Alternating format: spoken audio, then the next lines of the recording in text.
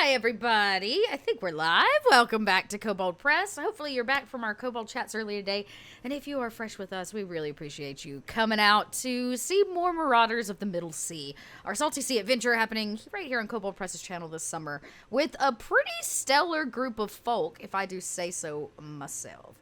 So we're going to go around, do quick introductions, and we're going to jump back in because last week we left on a bit of a well, they have to make a decision. They've been invited to a party of cultists, and whether or not they choose to go is going to, well, it's going to decide a few things. So let's go around, let's get those introductions. Make sure to tell us who you're also playing, in case we have some fresh faces here this evening. And we're going to go backwards, because that's what I'm all about. Katie, you're up. Oh, hi. I'm Katie Peters Plays. I am a streamer here on Twitch. I do a lot of sci-fi and horror. And today I'm going to be playing Palu.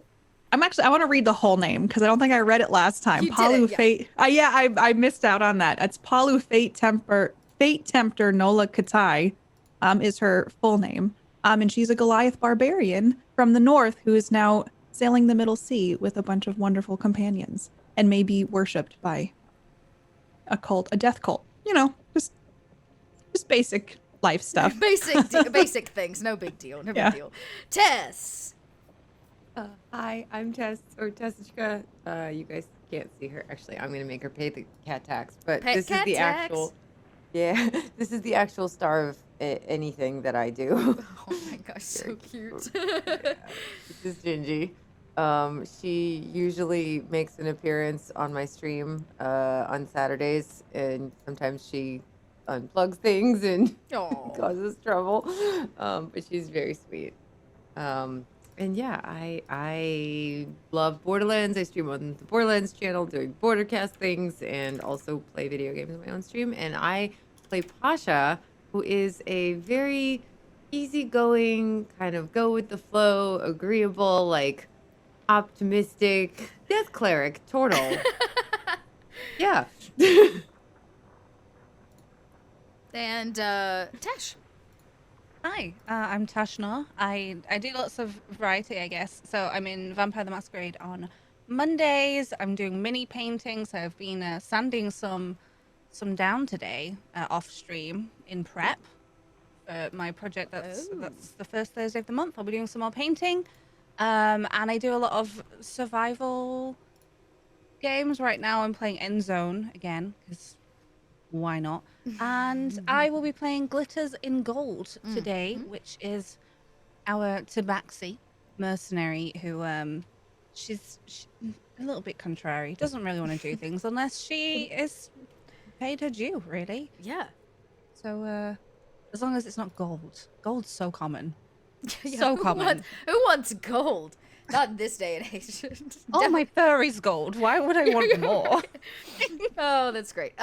Well, Kat is not able to join us tonight, unfortunately. I believe if the social media is correct, she is in Las Vegas right now.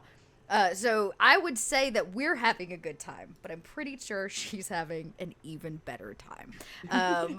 So we will welcome her back next week. Speaking of weeks, last week we kicked this little adventure off with well, a couple things. We found out what our Marauders, after a little one shot that kind of started their trajectory on the sea. What did they maraud? What is it? What kind of pirates are you? I asked, what do you move? Furs was the item of choice. They were trading in furs, and so they were to meet a new contact, a gentleman named Mostly There Malone, who is, well, only mostly there. He's a special gentleman who, in exchange for them, traded furs for his boss, which was a giant barrel of gold. Congratulations. They were able to actually make a little money on their trade this time, but they had been noticed, potentially by the same cultists that they defeated many tides ago, who are asking now for them to join they're gathering. They are having a little get together. The question is, will they attend? They've even been provided with appropriate robes so they don't have to steal them. I want to think you also collected Captain Sarah. Am I correct? We did. Yep. Yeah. Did you leave her on the Silver Slipper, or did you actually make her come with you? No, I Oh, think no, she she came came with with us because she was complaining that we're taking her to the cult. That's right. That is correct. Because she was left to deal with a statue. Basically, these cultists were after all those tides ago. And she dumped it overboard in the Middle Sea. Get rid of it is what she wanted to do. Problem is, the statue looks like our very dear Palu. Which might draw a bit of attention when they arrive at said party. So we'll actually pick up. You've cast out from the shoreline of the island, the kind of stop you were on, called Galia's Cove. It sits kind of to the west of the Middle Sea, just west actually of this very well-known island, Kyperin, which is home to the Minotaur. I'm sure that they're on screen. So, you have kind of sailed in. This place is, well, it's where pirates go when they can't dock in other places. But as you cast away, it gets smaller on the horizon. And you head towards a location that you've been given, a new place. How many of you are, would you say you're from this area? Are you from the sea? Or are you from far off regions of this world? I'm from far away, pretty much. I think Gold is too, right? Yeah. Yeah, both of you come, probably from other areas. Maybe the sea- north. Yes. I think that's where we met. Yeah. I imagine Yeah. our Goliath is either, I imagine our Goliath is also from the north. Yeah, not a total I'm from surprise. way up north, up in the mountains, Yeah. and grew up sailing the northern seas, not these nice warm seas. Cold waters, you say. Yes. So this is a different area, and you have heard of a port town, a well-known sea town that is very lush. It's actually on this peninsula here near Kyperin is the most lush area. It's got proper like kind of tropical rainforest and things of that nature. But you are going to have to sail around the entire lower quadrant of the peninsula. Coming out of the Middle Sea. I'm going to back out here so everybody can kind of see what I'm talking about. So, you've got some time on the open water. I imagine Tide is maybe napping in the captain's quarters. Like hardcore napping. Yeah, Titus had a napping. hard time with us already. Correct. Titus had a hard time. So, yeah, you'll be coming kind of down here from the Middle Sea around the peninsula. And you can see as you kind of jut inland here, there is this lush blue and green area called Kamame. And Kamame is, well, it's known for a few things, but most importantly, trade, but not pirate trade. Uh-oh. Legal paperwork from port to port kind of trade. Paperwork. Paperwork, yes! Who needs papers on the open sea? But you are all left for a moment to actually kind of sail in peace. Ufu's somewhere doing something. Maybe peeling potatoes and trying to make a stew. Okay. I imagine Gold is not being particularly helpful at all. Sorry. Sorry. Yeah, like Palu. sitting around. I mean, you were delivered what? Cultist robes. So you have a stack of cultist robes. These black Oh, cultist that is a new robes. bed. Mm-hmm. New hammock made out of robes.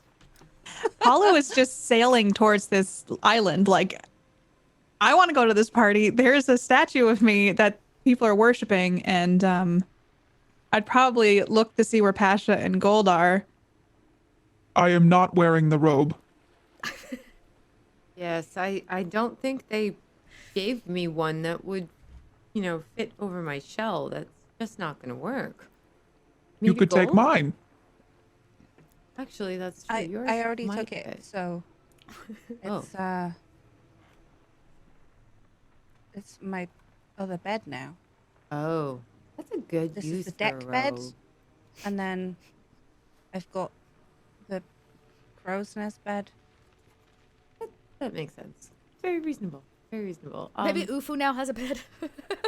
Yeah. Like a spare. Just the hood. Is like Yeah, just the hood for this That's little all he hedgehog needs. folk. Do you think they would be offended if we didn't wear their fine robery? Maybe. I Do we don't. care? We killed them last time. But now we there's met people. more of them, and we're going to their place. I don't know. I don't mind. I could wear the robe. But if none of you are going to wear the robe, I don't know. What do I do? They do worship me, it seems. Perhaps I can tell them we do not need to wear the robes. Okay, that sounds good. It is We true. could bring them in case we needed to change for an after activity, but I don't want to wear a robe over my fine furs. Yes, I like my shell. I like showing it off to people. I agree with you. Should we bring all the weapons? Yes. Yeah. Yeah. Yeah, probably. I mean, we might have to kill them again, and I may have to resurrect them. It's just a thing that might happen, right? Yes, and should we let Tide sleep? Probably. That might be a good idea, actually. I don't think Tide was excited about the party and the killing and questioning. Well, the killing and then the resurrecting and then the questioning. That we Yeah. planned. Perhaps her nap went over and we forgot to wake her up when we get to the cultist party. Yeah. Yeah, and then if anything terrible happens and we're all in big trouble, she can come save us. It's always good to have a backup plan. I learned that in many of my battles. Always have one plan and then the plan that you need to use in case things don't work out. This sounds like perfect. Perfect to me. Usually my plan is my great axe and or my, club. That way I have two options. Those are Sounds- both very good yeah. options. There's acid and the sling, and that's two things. So now I just have death magic. They're so I- good. Just Been meaning to ask how you learned death magic. Oh, Kalambor, this crazy cool death god. He just sort of, basically, he kind of appeared and offered to teach me, and I just went with it. I think that I was playing with this like bone, and it was a thing that I messed with to make it into a flute. But I didn't know it was bone, but it kind of called to him. And anyway, he showed up and he was like, "Rrr, why are you playing with my bone?" And I was like, "Oh wow, you're so cool." And he was like, "Would you like to learn death magics?" And I was like, "Sure." And that's basically the story. He's a I would nice never god. have thought you would be a death mage. It's incredible. Yeah, I mean, my life has gone in some interesting directions that I didn't expect, but it's been a really cool adventure. I got to meet Gold, I got to meet you, and now I'm sailing the seas as a pirate. Like, I could have just stayed home and been super, boring and just hung out in the green stuff and ate green stuff and everything was green. I liked it, but when Kalambor offered to teach me death magics, I was like, wow, that sounds so interesting and exciting. And my parents kind of got mad and kicked me out and told me I could never come back. But now I have adventures, so it's okay. Your parents kicked you out and said you could never come back. Yeah, they weren't super into the whole death magic thing. They just didn't understand how cool it was and like how much potential there was for even more powerful death magics and resurrecting people and speaking with the dead and all this awesome stuff. all this awesome death. I respect the path that you are on. Thanks.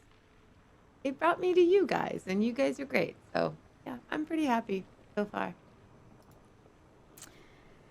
I imagine that the sail, the ride, is full of banter of this sort about death and how awesome it and cool it is. Fresh hammocks, debate on whether or not you're going to wear the robes, and depending on which size, who gets what. And Tide is left sleeping. But as you kind of round this lower peninsula here, as you're coming up the kind of southern coast of it, through the like almost out of the middle sea, really. You're gonna pass the well-known city of Capleon, and as you come up, there's an island. This is the latitude and longitude, the X marks the spot, if you would, on the kind of map or directions that you were given from the cultists who just appeared on your vessel and handed you these robes and asked you to come. And you can see there is faint light, almost in the dark now. The sun kind of is setting. There's faint, embering light from the coastline, as if a fire or many fires are burning.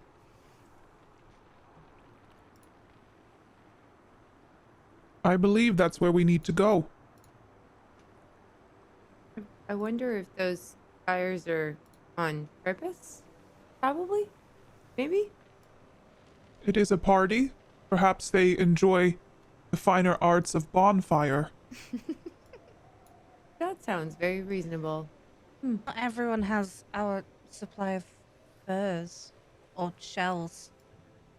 So Yeah, they they might probably be cold. need them too. Yeah. At night, maybe?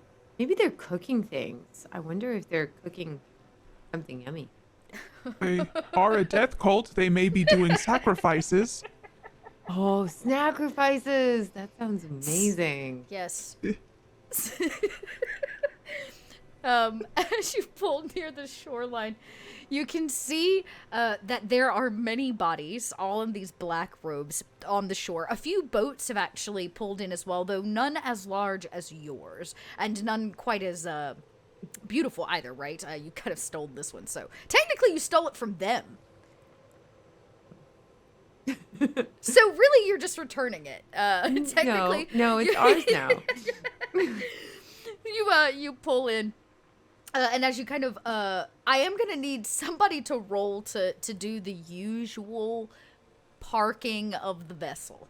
I imagine that's going to be Paulu, with who has the proficiency in our water vehicles. Yeah. Okay. Okay. What would you like for me to roll for that? Well, you have to pull the sails in, I will take, I would take a survival check. Okay. That seems reasonable. I'm nervous because last time my rolls were so bad, so fingers crossed. I feel like, yeah. Oh God, Oh, it's a 5. As you begin to pull in, you all hear the bottom of the boat start to drag on something. You're not sure what it is. But you can hear it. It's as if you hit the shallows far too soon. Do you hear that? Yes, that. We're all sounded gonna die again. Maybe not. It's okay, Gold. I can revive you. But the water, and it's cold and it's soggy and it takes forever to get dry, and I'm sure it's nothing. I'm sure it's not.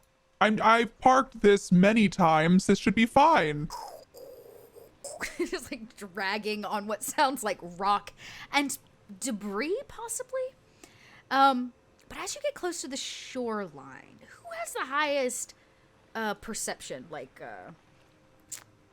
actually, you know, everybody roll perception, because you've been listening. Anyways, you're listening for like the sound of whatever it is you're dragging across. Oh, Paulu. why? And a 21. Okay. Oh my God. Okay. So as you're dragging, maybe all of you are kind of looking over the side trying to figure it out, and through the dim light of the setting sun on the horizon, you can see through the crystal clear water here in the shallows. This is a ship graveyard underneath you. What you rake across are the vessels of those that didn't make it inland before you, as if the shoreline itself is a boneyard, a place of death for those who have attempted to brave it. Maybe a reason why none of the boats are very big that have pulled into shore. And you hear something kind of snap, like a crack. You're not exactly sure what it is at the moment, but there is some kind of snapping sound as you kind of pull into the shallows. But that is broken by almost the deafening, beautiful noise of song. A song that every one of you with 2 nat 20s and a 21 know instantly. Remember that pearl that you rescued off that shoreline many tides ago after you had forgotten about that statue and you had forgotten about Captain Sarah? That pearl that you've hidden away in the bowels of this vessel with all the rest of the tchotchke items you've collected is singing. And it is loud. It is like beaming, beautiful crystalline music. Uh-oh. I think the pearl's awake. I think the pearl's awake as well. And also, do you see all of the boats that we are now driving through? Yeah, that's kind of I think there was a lot of death here, probably, which is cool, but we don't want their death to hurt our ship. So maybe we should stop and take like a dinghy or something further in. I think weighing the anchor is a good idea and taking our dinghy to the shore. We should probably do something about the pearl. Do you think it's singing because it's hungry? Pearls can't eat. What do they eat? Other pearls? People? Cats? Souls? Probably not cats. Maybe other pearls, or I don't know. Souls? Souls seems reasonable. If it ate other pearls, wouldn't it then be cannibalistic? Yeah, but then it would get bigger and it would be the biggest pearl, right? It would be worth a lot of money. Yeah, it's probably already worth a lot of money. Should we check the pearl? Because we all know it sings its sweet siren song. Yeah. We should go ask it if it's hungry or what we can do for it. Maybe it will help us control the cultists, although they really worship you a lot, so maybe we won't even need it. I don't know. Has the pearl done this before for us, or is this the first time? The last time that it sang was on the beaches. But since you basically, and it was also it was like a light hum, right, of a tune. This is like somebody turned the Bose speaker on. Like you can hear it timbering from underneath the vessel, right? So this is the first time it's done that since you've had it for many, many months. Gold, maybe you should go check on the pearl. Maybe you should go check on the pearl. Are you gonna drive this boat? I'll go with you, Gold. And also, here's a trinket. Here's a button. We'll go together. One button? Oh, okay. Here's another button. Cracking. Okay. You're right. This new button's purple. Just scream if you need anything. Okay. Okay. So Gold is squirrel you're gonna those buttons go away. scope it out. You were paid your Scooby snack basically. I have the buttons. They will protect me. Thank you for that tip there for us to get a little saltier. Remember, chat, when you fill that bar, I make salty things happen. Like cultists showing up and inviting them to the party instead. All right. So we'll say, Paulu, you're probably trying to get the boat together, the dinghy, whatever, to try to drop it down so that you can take it to shore. You anchor and all of that. But Gold, as you go downstairs, the cargo is a little lighter because you got rid of your furs, but it is a little heavier in gold. You see the barrel of gold to the right. Like completely sleeping off a binger is Sarah. She's like in, probably not even in a cot. She's like on some boxes, like some crates of, y'all had some food, right? It was like fruits or something. And the like back junk corner. Like, I imagine you don't have any drawers. Like, you don't have a junk drawer like every house has, but you guys have the corner where you dump things. I guess like stuff just sort of around. Yeah, that doesn't really have a Sometimes. spot, or like nobody wanted to buy it, or maybe it's broken. Or maybe it does have some sentimental value. You just couldn't quite get rid of it. Like this pearl. And from underneath the pile of kind of rusted things and soppy stuff, there is a light, like a very crystal clear light that's kind of embering from underneath, as if somebody's turned a flashlight on, like under a tent. And it beams out of all the crevices. And the song at this point is so loud that even if you spoke, you don't think you'd hear your own voice. Well, I've been paid to check out the pearl, so I'm digging in that pile to find the pearl. Yeah, you're like, things flying everywhere. Yeah. Tink, tink, tink. You move some stuff out of the way, and you find it. It's down there. Maybe it's sitting inside like a goblet. It's like rolled inside a goblet, and it's not quite the size of what we would consider a baseball, right? But it does fit in your hand, your paw, I should say, rather nicely. And as you pick it up, it is definitely song coming from this thing, and it is just like, it's as if somebody turned it on, like figured out a way to activate it. There's actually, you're an artificer. You could roll an Arcana if you'd like. Yeah. I thought you might like to do that. France, you just tipped $50. Thank you very much for filling our salty bar. At a 23. You love stuff, right? Maybe because you're an artificer. This is a stuff. I love stuff. You love stuff. This is a stuff. I'm surprised it's not in the crow's nest. Yeah, right. This is a stuff, but this is very magical, and it seems as if this item has been activated. You don't know if it's a proximity thing that you're not really sure of. You don't know what its trigger is, but this seems very, very valuable, very, very powerful. And as you really take a look at it, it's almost hard through the bright light. Like, I imagine your tabaxi eyes get really bright to really be able to see it in this dark underbelly. There is very light carving on the surface of the pearl that without the light you may never have noticed.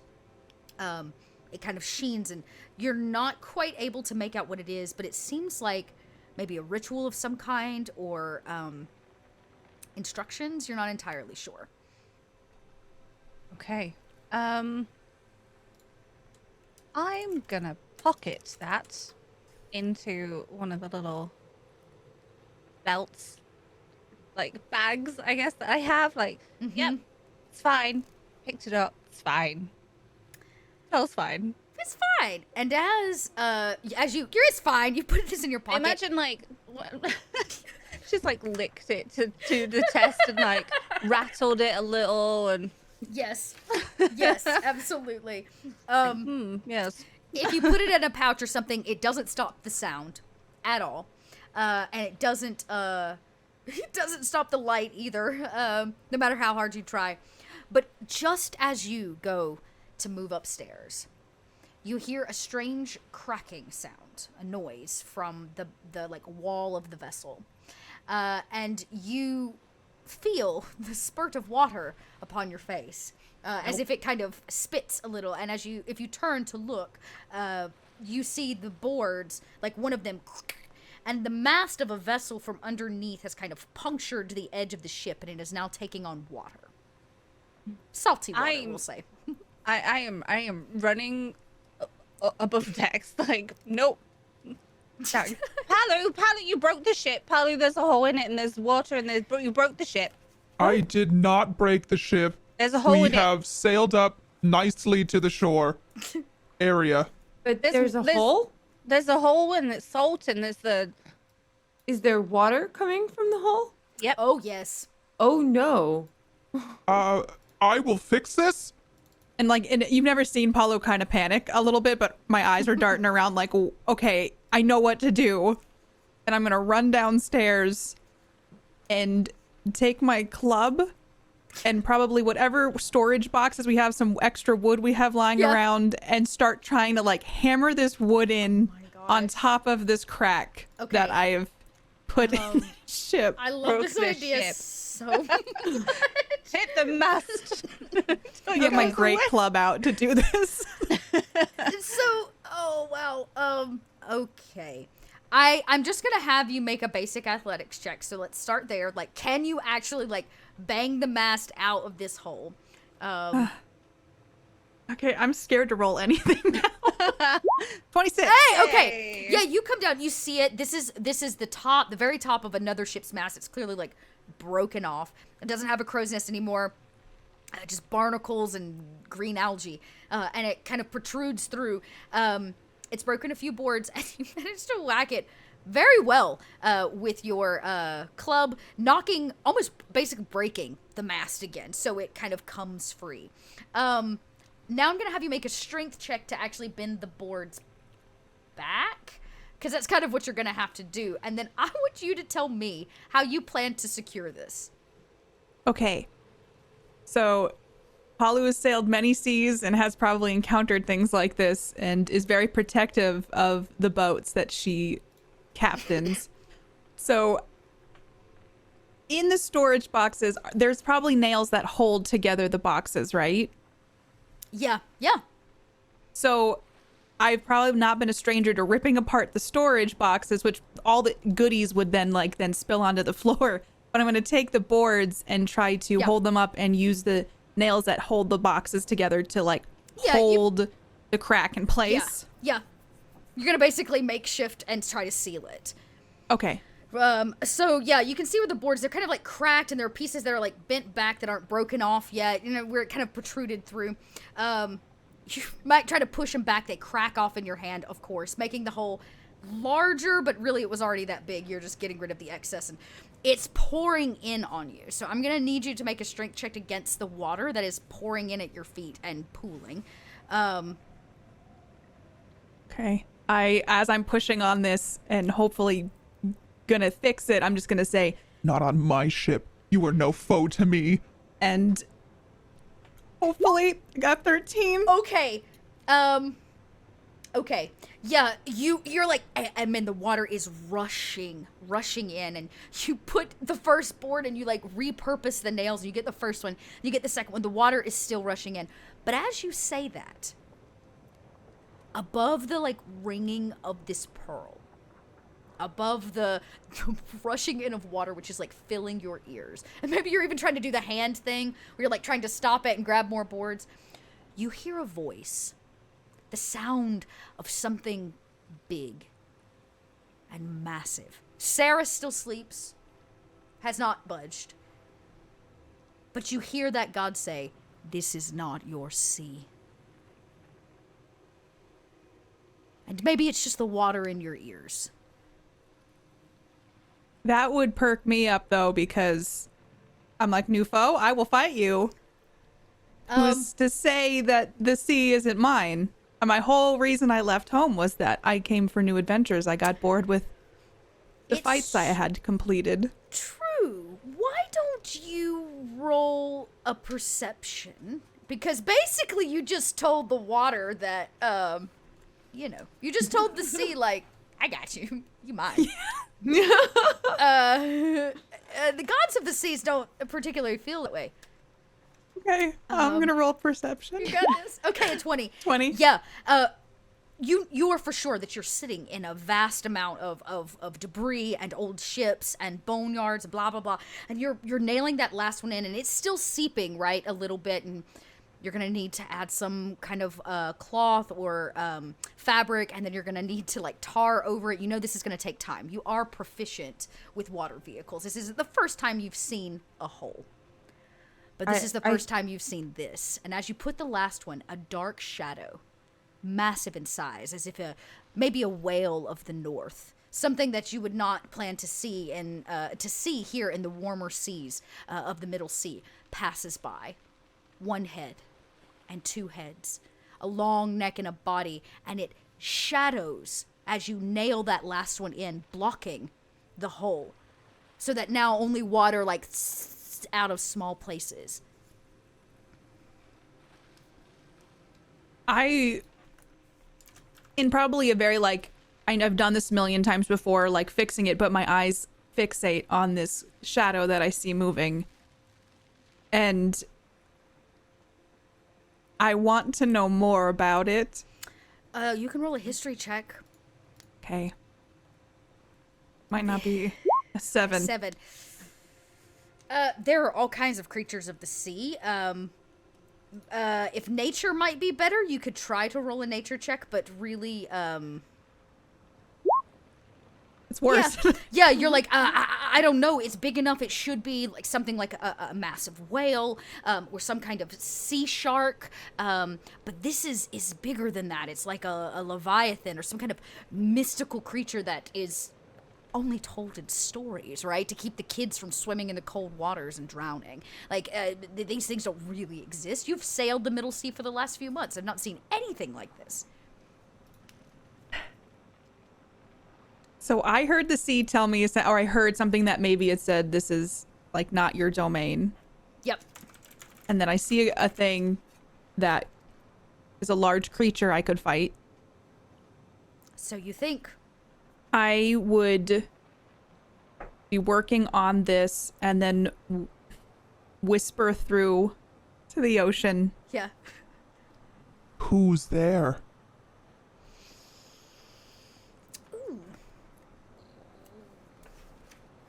You hear, the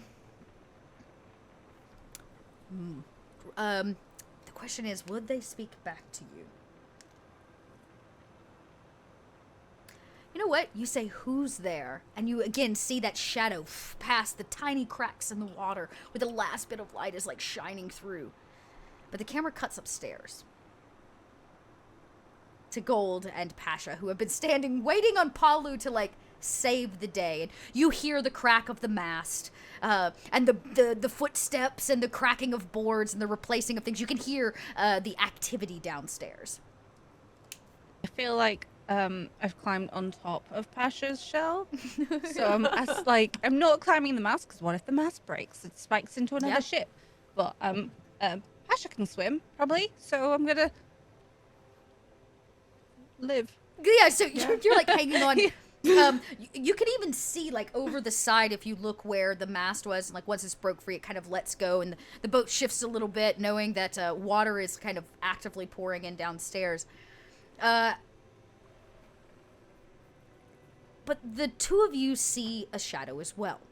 Even in the darkness of the night, you see a massive shadow kind of pass over and pass through the wreckage in the shallows of this island. It's big enough it could swallow your ship whole. The head What is that? two-headed dragon of a sort, and it swims kind of through and it loops back around. I will give both of you the chance to also make an Arcana check, a History check, or a Nature check. My nature is actually best, so let's go with nature. Wow. Mine Okay. are all exactly the same.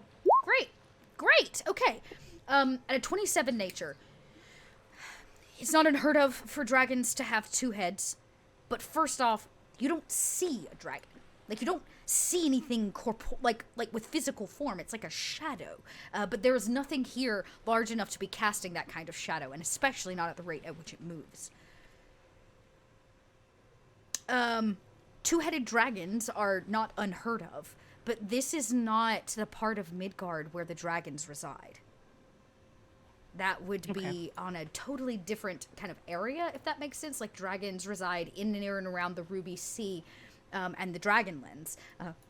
Not the Middle Sea, where you've got elves and all of the Minotaur, and like, it's just not right that there should be a dragon here. You like know that. As for an Arcana check, I would also take a religion. I don't know which is better actually for Pasha. Religion might be better. Hold on. I'll give you both and just kind of combine the rolls, but It's all intelligence based. So and it's all the of it same. Yeah. in terms of your bonuses, okay. Yeah. So, your mind begins to roll in a different direction, which is like a creature like this has to be magical, has to be mythical in some nature, just based on its size alone. This is such a being. But there is no body. Like I said, there is no form. So your mind immediately goes to the dead, something else out of this world.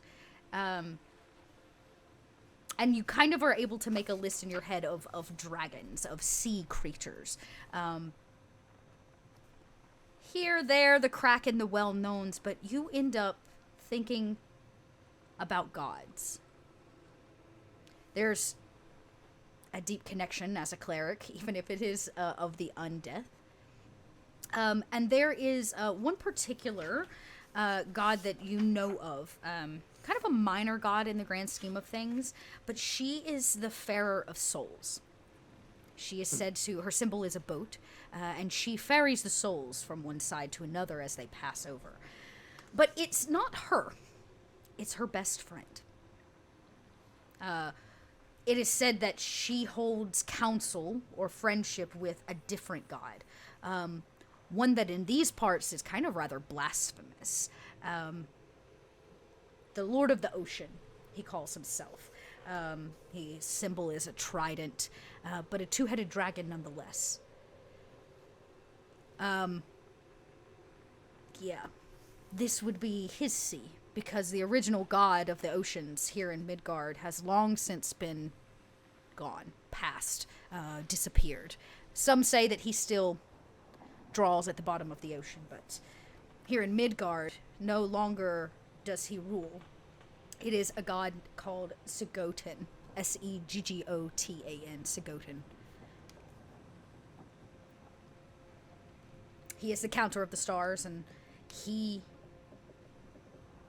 might be stalking you. Or you may have upset him, for that is the only reason a god ever makes themselves known. Gold, I think this might be another god, but maybe he's not as nice as Kellenvor. I think we made him angry. I didn't do anything. Well, maybe we did it collectively as a group. Well, I shouldn't be blamed for that. Well, true, but you're in the boat with the rest of us. So if he decides to eat us, we might all have to do something about it, right?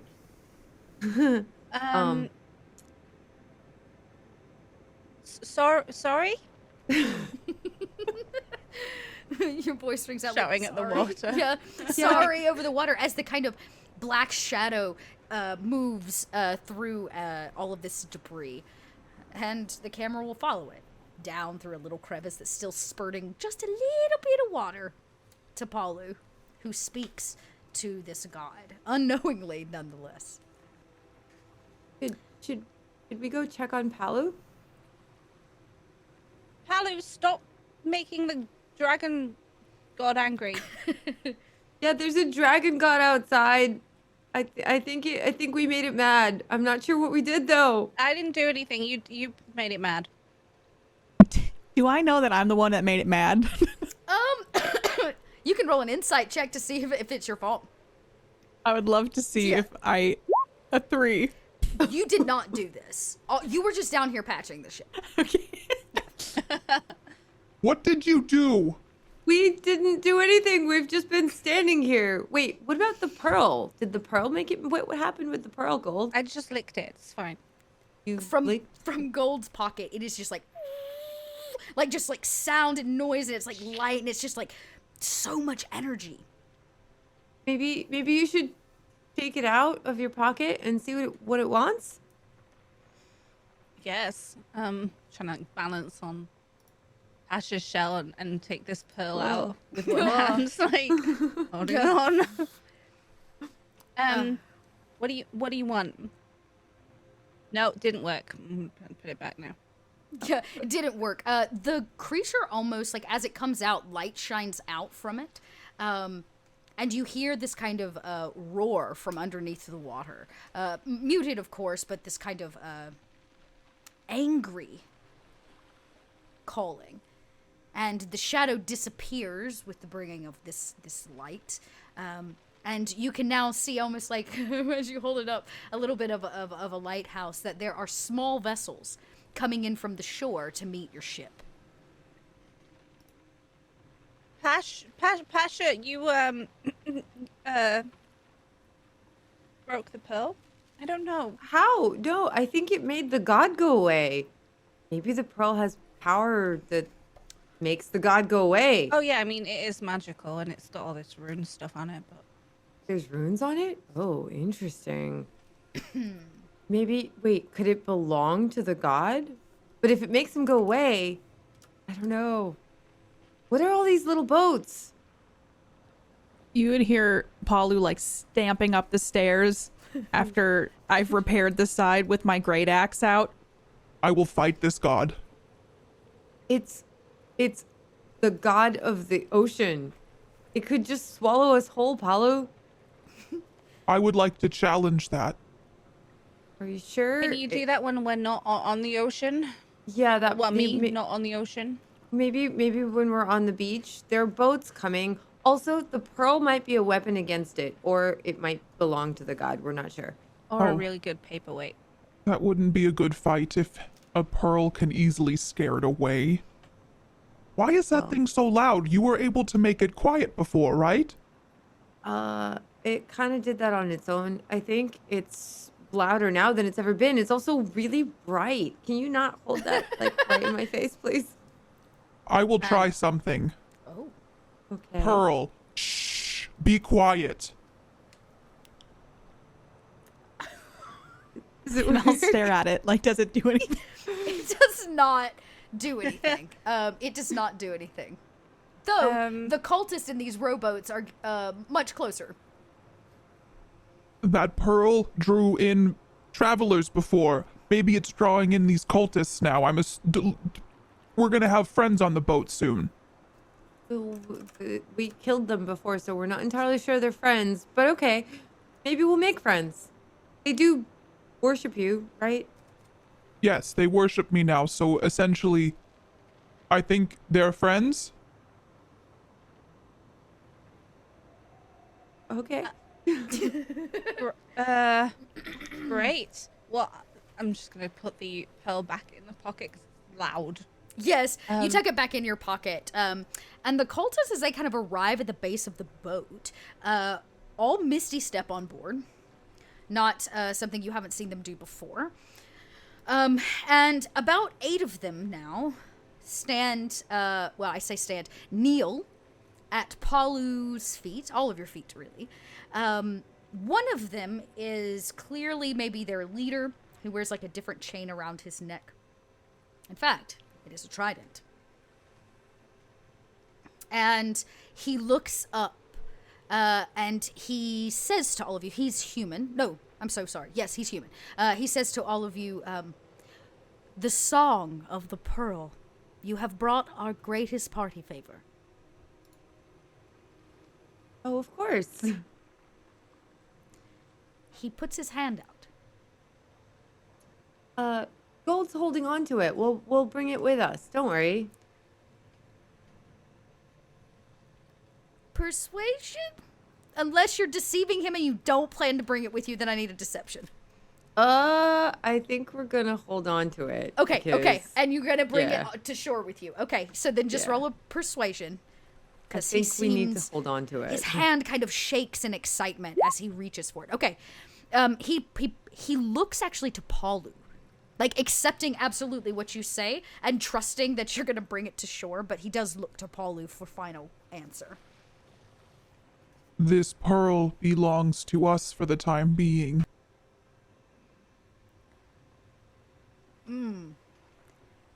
The pearl belongs to no one, but we hope to give it a home. Why would you want the pearl so badly? Because it is time to free him. To master his will. Whose will? You shall see soon. Come, let us ferry you to shore. We have food, wine, warmth. That all sounds great. Okay, let's go. Before we go, And I'll look to the leader. Yeah, everybody is still on their knees and like hands and knees. do you worship me because you have heard the stories of all that I have defeated? We have heard no stories, except the ones in which your face, the liking of our god, cast upon a statue, and your retrieval of a very important item for us. And they, everybody's kind of like, kind of bowing back and forth. So you mean to tell me it's not because of the great bear that I fought up north, or the sea monster of the northern sea? These are impressive feats. Maybe they have impressed our master. Maybe the god likes you, Palu. Maybe it's not a good picture of you. I don't know. We haven't seen it yet. You would see Palu's face fall because her whole life has been fighting one beast after another, and that's why she wanted the statue. So you worship me just because my likeness is upon a statue, but you have no reasoning as to why? We do not need reason. Your likeness would not have been used if you were not of great and high value. My face will sour a bit. No. Are you all warriors? No. Servants.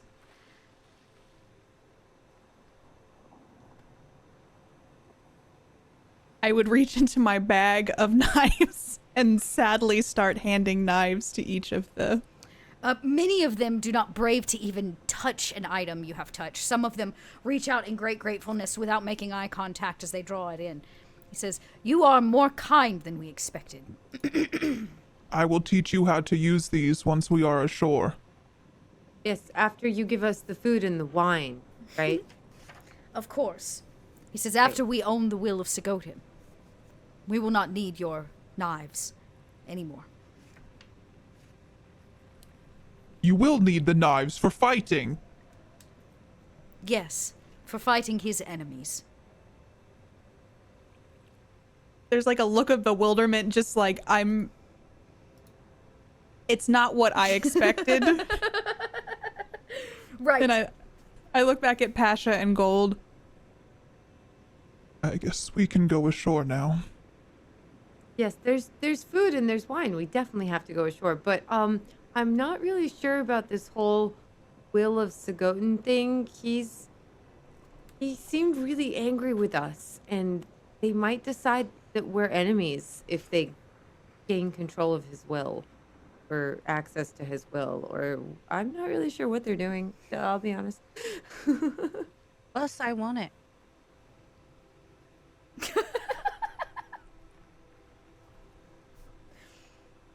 Do you follow them off the vessel, leave it anchored, and take the rowboats inland? I think I would like whisper to Gold and Palu, we should go. We should probably leave a note for Tide and Captain Sarah when they wake up to come save us if we haven't come back yet, you know? Did she drown or did because she was asleep? Yeah, but Oh, was she did asleep not up drown. top. Yeah, she was in the captain's quarters. Actually, the No, I cultist mean, goes, Sarah. "Oh, Sarah. He doesn't know about Sarah. No, you don't think she drowned. She has yet to come up, though." I made sure that there was no water covering her mouth. Oh, good. It should be okay. She's buoyant. Okay. She's pretty full of rum. Yeah. That's a She fair should match point. the same as the water if the water lifts her up. Because of the rum content. Maybe. That totally makes sense. I want rum also. Maybe they have rum. They said they had wine and food and stuff. Let's go get some of that. He says as they begin to exit, he says, "There were 4 of you, correct?" Well, right now there's just 3 of us. He says, he kind of nods, "Sacrificed one of your own." Sometimes sacrifices are necessary. Yes. Wise you are. Yes, they are necessary. For the greater good, you know. I like that. For the greater good. And he kind of smiles this rascally, seedy smile. As each of you are put on one of the 3 boats that were brought over, and you are taken to shore. As you reach the shoreline, you can see they have set up some smaller fires. That must have been what you saw, but they have created almost like a barrier using rocks and shells, creating kind of like a line in the sand all along the beach. And just about 15 feet deep is the sand. It hits dense, thick tropical forest.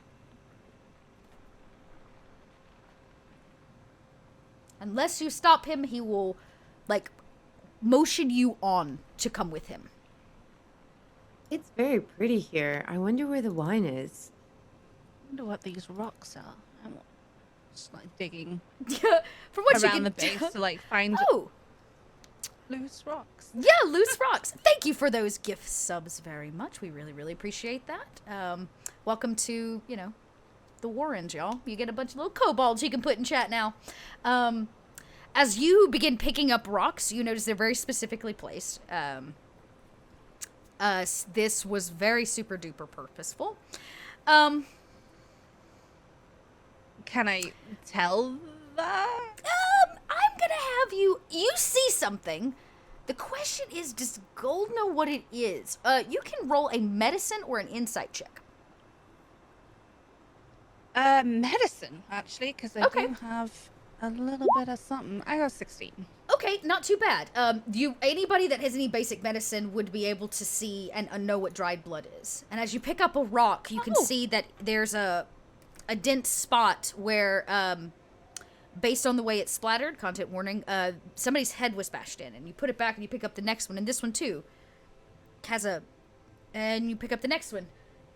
And the next one. And each one seems to have been used at some point to physically harm something with blood. Great.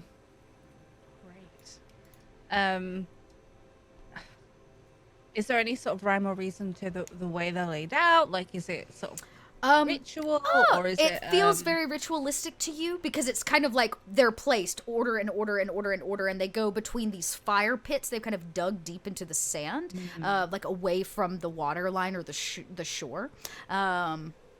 Yes, the greater good has happened here. So you can see, like, they line up, and then you get another fire, and they line up. There's nothing carved into them. If you wanted to roll another Arcana check to see if you know anything about rituals of this kind, you are welcome to. So many subscriptions. Thanks, everybody. 25. Well, considering the fact you were just talking about sacrifices, you are unsure if it's all the same person's blood, but it doesn't seem like it. Based on what you can tell, this is creating a barrier. So this is a protection, like a protection from something getting off the shore, right? It's like built a barrier around the entry into the forest, as if this is to keep something out. Blood magic was used, though you don't get the smell or sense of undead. Like, this is not that kind of, we're not raising the dead here. In fact, there's a possibility they are sacrificing people to give souls. Okay. Interesting. I'm gonna bear it in mind. I'm not going to. Originally, I was thinking of moving the rocks because they haven't provided this wine and food yet. But we haven't decided if we're going to be attacked by flies.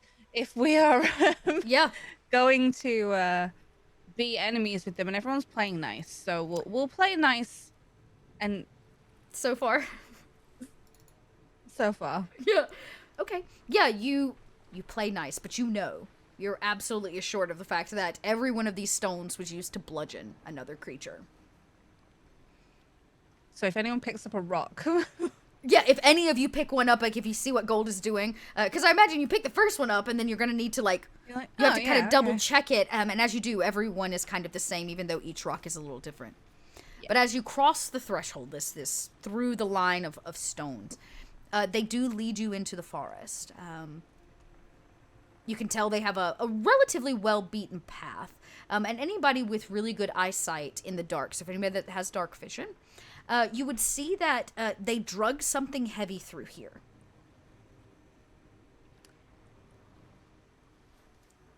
Yeah, they drug something heavy through here. Oh. Yeah, so I have that with dark vision. Yeah, great.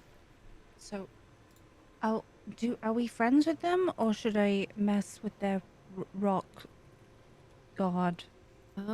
Maybe let's wait until they give us the food and the wine. I won't lie, I'm very disappointed in my followers.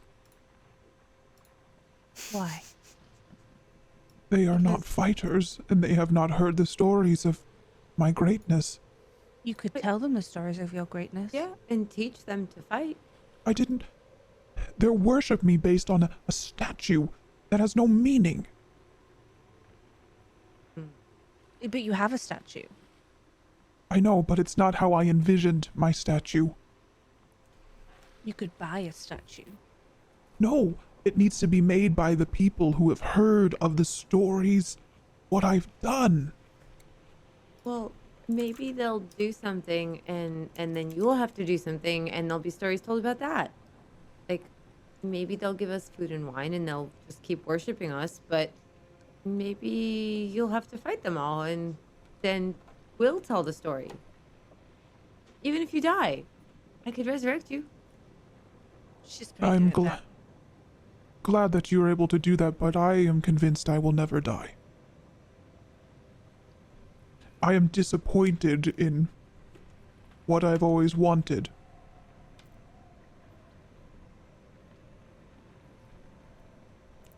That's kind of sad. sad. It's so sad. And maybe you say that even as the tree line kind of parts, you see the lead cultist, you just let them all through it. They peel back vines and dense, oily green leaves. And as they do, you come into really an oasis. It's not technically in the desert, but it's this pool, this horseshoe-shaped pool of water that has these beautiful trees around it. They have set up, I hate to call it camp, but they have set up some like tents. You can see there's tables of food, and smack dab in the middle of this beautiful lagoon, really, that they have like lit with fire, magic stones. There may even be some like pretty mushies, because I love that, like in the wall. You see the statue, just as big as it was the last time, 14 or 15 foot, in the likeness of Palu. They have left offerings at its feet, or at the statue's feet. Most interesting, though, is only that the face of Palu is on the statue. The body itself has not really changed. What does the body look like? Good question. It doesn't seem to be gender specific, so I'll say that. The hand is like out, like this. One of the hands is out. The other one has like a left hand as if it would be holding something, though it's not. Sword or something that might stake into the ground. There's nothing in the hand of the statue, though. The body itself is wearing kind of like a net armor, right? So these kind of pauldrons that feed into this netted neck piece. I hate to call it armor, but kind of armor-plated skirting that's made of like would be made of pieces of leather, right? Like a gladiatorial type skirt, if that makes sense. The feet are webbed and the hands are webbed. Just looking back and forth between Palu and the statue. Yeah, that looks like your face, Palu, but not really your body. What did I tell you? A disappointment. That is Sorry. not me. That's what I said. It might not be. Somebody goes, the likeness. And they point to the face in the face. They seem to think it's you. I do not wear those kinds of armor skirts. So, why does the statue look like you? I do not know. A few cultists come over without making eye contact, and they offer each of you a plate that has been filled with melon and tropical foods, nuts and berries, some kind of cure salted meat, and a fresh cup of some kind of like fruity ale. Oh my gosh, this is amazing. Thank you. And I start eating. Come on. And drinking immediately. Oh yeah, it's good. It's so good. This is delicious. Have some. I've passed like one of the many buttons back to the person who handed me my plate. Okay. And yeah, just diving in on the food. She's Yeah. just had a lot of rum recently. We don't want any. Some carbs. There's like some what do we call it? We call it like hardtack. It's like basically kind of like and you just add water and it kind of swells and becomes soft like a bread. But Paulu, you are surrounded. The cultists are gawking from underneath their hoods. And the leader, we'll call him, the man who met you on the boat, hears you say, "I'm disappointed." And he says, "My dear, we do not want you to be disappointed. What can we do for you? You are the face." What is your name? I am Kenneth. Human. Kenneth, where do you come from? Some would say I come from many, many places. But my home. I call my home, Kamala. No, I'm sorry. Kamame. That's the place we're going. Not Kamala. Not Where did far you from find here. this? We dug it up from the depths of the ocean. After we had sent a team to retrieve it. How did you know it was there? We have our ways. As the face of that statue, I would like to know your ways. We worship a very powerful sea god.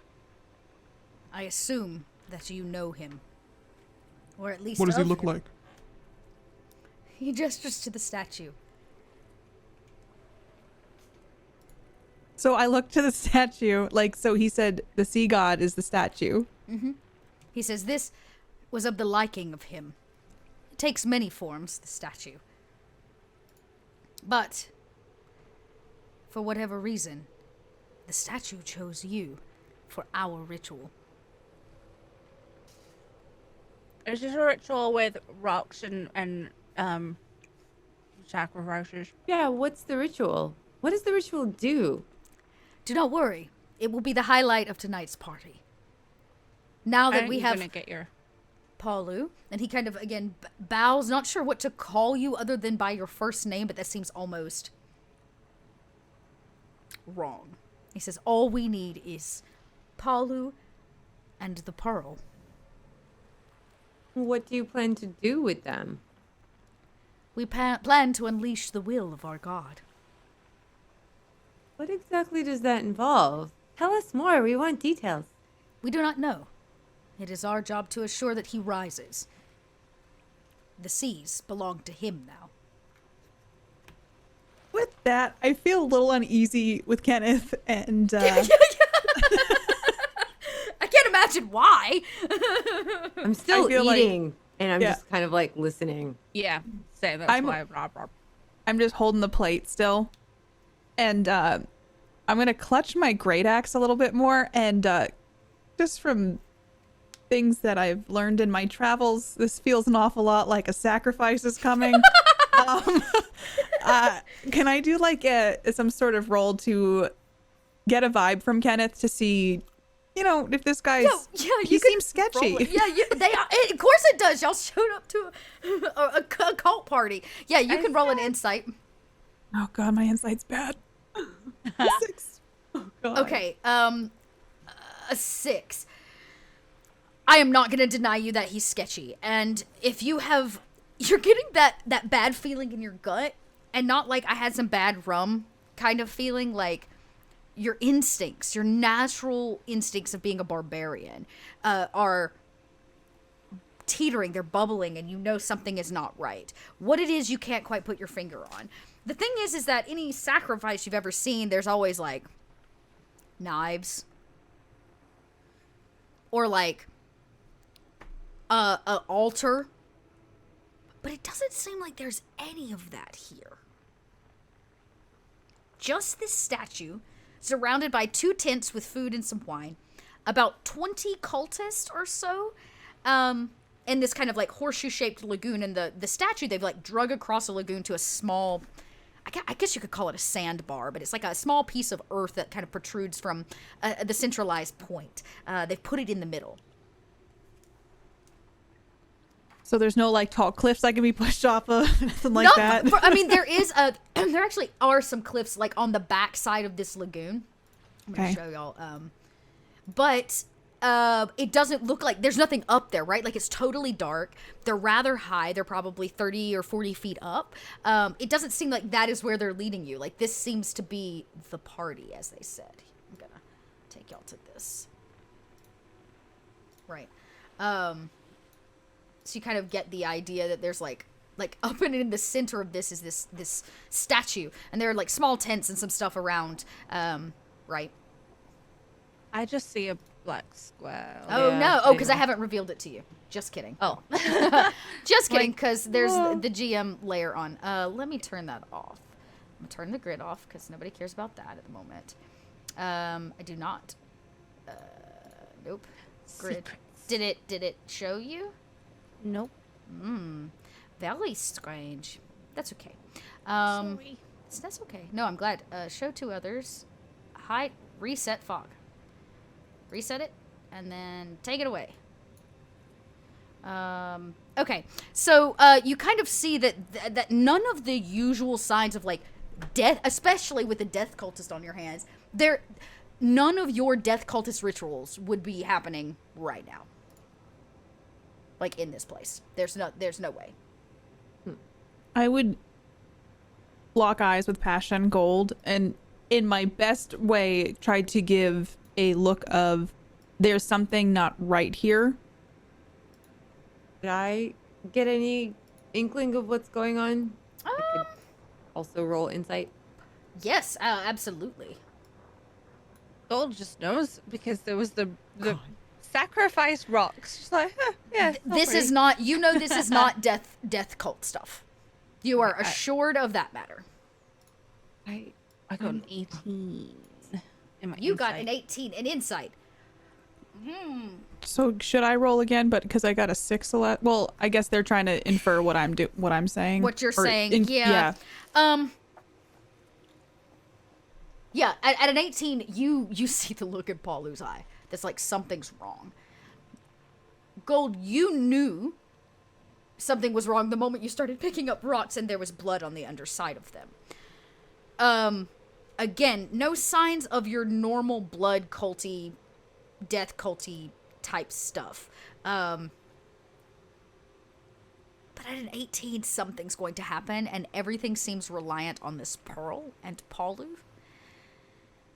More importantly, you were kind of not their friends, and now you kind of are. Yeah. The only difference is now is Paulu's face, of course, on the statue. And before you didn't have the pearl, and now you do. Okay. I'm gonna sort of shove my plate at a cultist or on the floor, just like a little nod to Palu, like, yeah.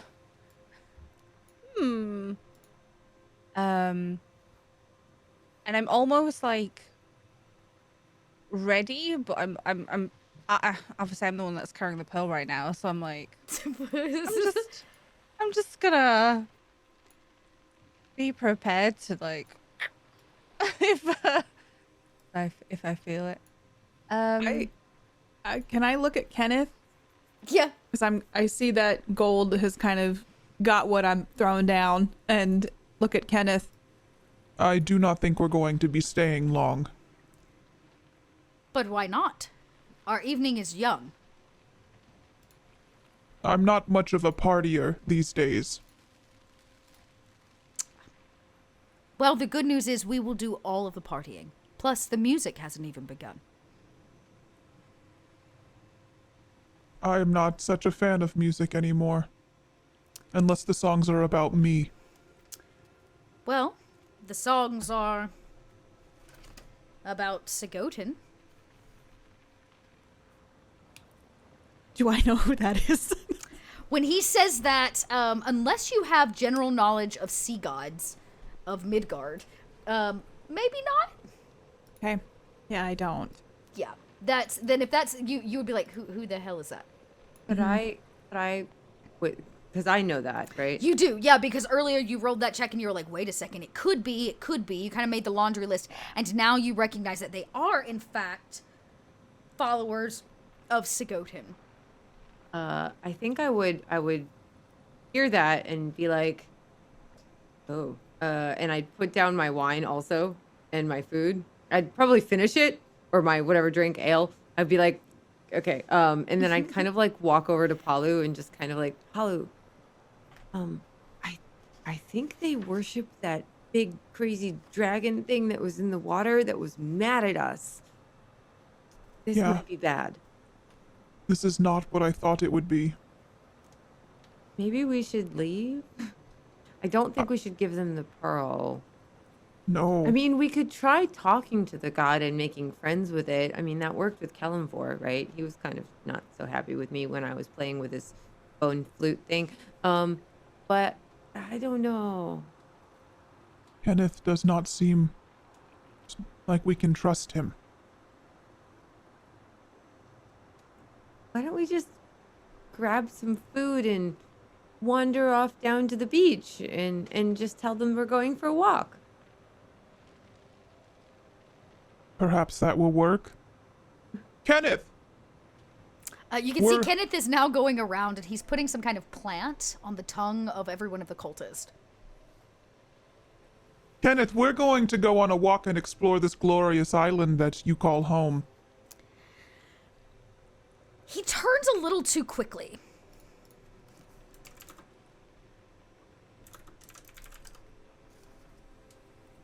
And Thank you for your hospitality. He says, do not go. We have just gotten started. We're not really going. We're just wandering around. If you wander too far, the island will consume you. We won't go too far. Stay, he says once more. Kenneth, do you not know who I am? I Yes. am the one you worship. You will do what I say. He says, I fear there is a misunderstanding. We worship Sigotin. You are his chosen. Palu, would you take the pearl in your right hand? I will do no such thing. Oh, don't let go of the pearl. I will smash that pearl before I put it in my hand. He almost laughs. He's like, the pearl has almost invulnerable properties. I licked it, didn't even smudge. It has not met the force of my great axe yet. It has attempted to meet the force of many great axes. It has tried to be buried in the sea. Last we knew, it was fed to a monster. Wait, so the pearl tried to get away from you guys?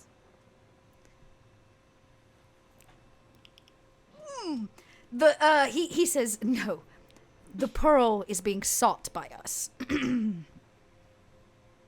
It sounds like it was trying to be destroyed. Why would the pearl want that? The pearl does not hold sentience. If it was hidden, it was not hidden by us. It was hidden But- from us. By who? By those that seek to negate Sigotin's will. Like, who would that be? Would you like to roll a history check or an arcana check to see if you know who Sigotin's, like, foe is? Because that's a very good question. Sure. Maybe, fire? Like, there's an elemental thing happening here. Possibly, but off the top of your head, you don't know any natural enemies of a sea god for the sea god. I've like backed towards sort of Palu and Pasha. So we're together. I'm like, it's just moving the pearl behind my back in the bag. Like, just twist that belt around a little. Yeah, you kind of tuck it and try to get it even tighter. Kenneth simply says, "We would love for this party to go with ease. All you have to do is stand next to your likeness and hold the pearl." Yeah, but what will happen then? We do not know. But it is our understanding that the will of Sigotin will be revealed to us. We're not gonna just let her do that without knowing. I mean, you have to, like, give us something for this. Are we gonna get anything out of it? Your friend will become the mouthpiece of the god of the sea. I don't know. Palu, do you want that? I'm my own mouthpiece, Kenneth. He says, "Of course, and yours has been chosen."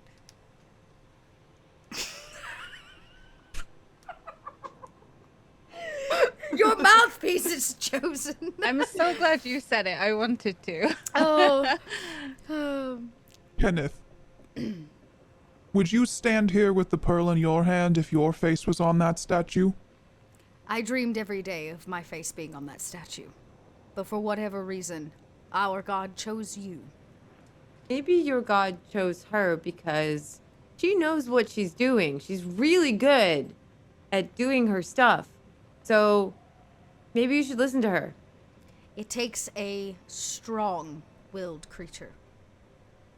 One Yet that you will... have not heard my stories.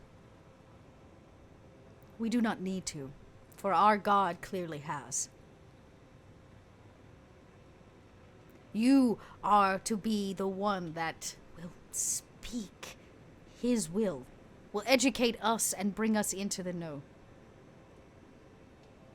I look over to Pasha and Gold and kind of look with like inquisitive eyes.